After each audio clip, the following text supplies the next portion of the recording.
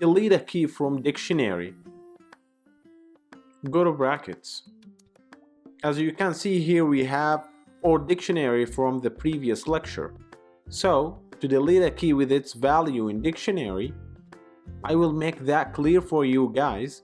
Print string marks before deletion, then print OS to show all the dictionary in the terminal. So now, to delete a key, we should write the keyword del, OS, square brackets, quotation marks, your key name AT&T. I also want to print after deletion. Then print OS and try that in terminal.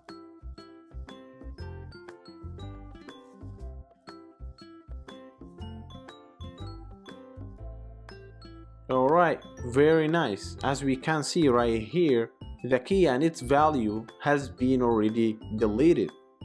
Thank you for watching.